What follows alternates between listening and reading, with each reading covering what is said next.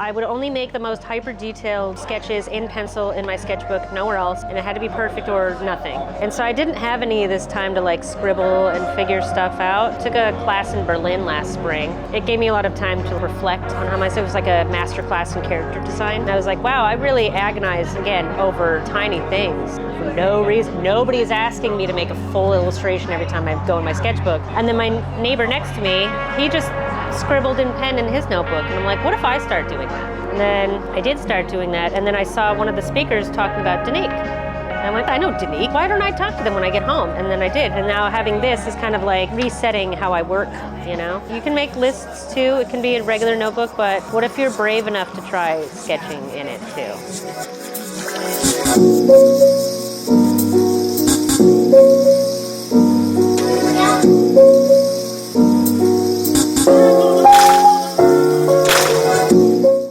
College. I think this is where I started to think of myself as two different people, or at least the same person wearing two different hats. Because I'm Allison and I'm also Bamcat. This nickname that I got when I was in college. And it seemed kind of easier to compartmentalize my hopes and my dreams and my art as part of this kind of character, Bamcat. That's kind of like my superhero name. That's my Superman to my Clark Kent.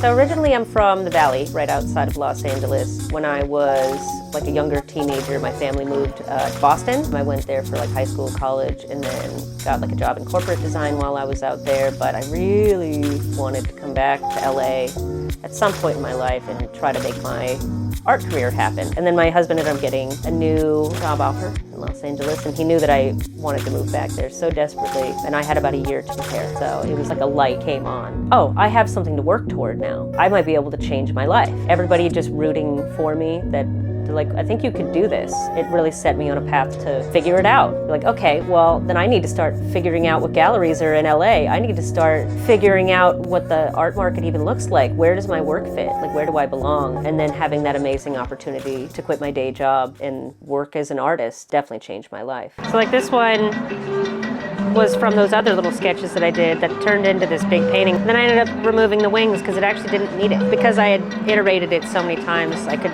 problem solve before I started drawing the physical final piece. I'm like, oh, so much easier to get all that out of the way instead of being halfway through like a really involved drawing and being like, I hate this. Because I didn't resolve things beforehand. When I was working full-time at my corporate job, I was working a lot of hours on projects that I wasn't really gung-ho about. Felt like I was kind of being, I don't know, taken advantage of or abused. And that's just like, I set this like victimhood kind of mindset. There was a couple of years there that were rough. I think I cried at my desk every day. And it was like, I knew that I was kind of like beating a dead horse of like, okay, I can pay the rent, but like what else? Like, why am I doing this? So at some point I decided like, okay, I need to start painting when I get home from work. I need to start inventing ways to motivate myself so that I'm not only focused on my job and like, okay, what about me? What about Bamcat? Remember that? Like, that's the other part of you, and so what are you doing to foster that? And I wasn't doing anything.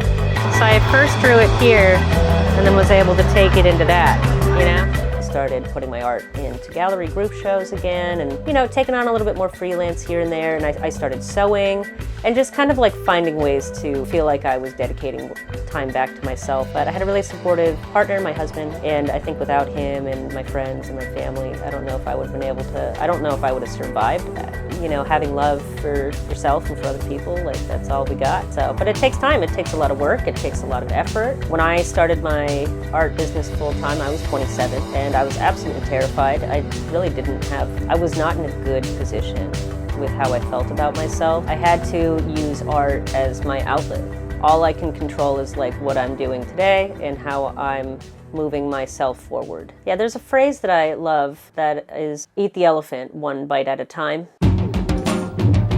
It's about kind of being met with an impossible task under impossible circumstances and having to do it anyway. And so finding a way to like do the opposite of what was logical and like quitting a really well-paying, steady job to then do what is kind of the most inconsistent, sometimes some years are terrible, some years are good, but I had to just believe something in myself, and I continue to do this. I'm like, nope, at the end of the day, we know that we're an artist, nothing is gonna change that. And so how do we keep going, even when it seems impossible? So I love that phrase, eat the elephant.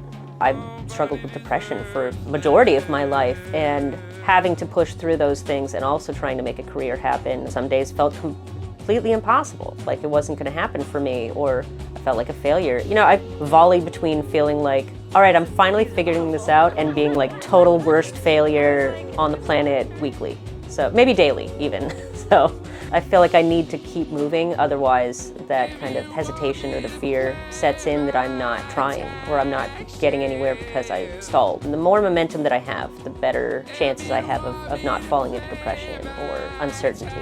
Having like an unpredictable job after having such a steady career lined up for me, you know, a lot of people didn't understand why I would want to do that. But for me, it was about, that seems impossible and improbable, but if anybody's going to succeed at it, why can't it be me?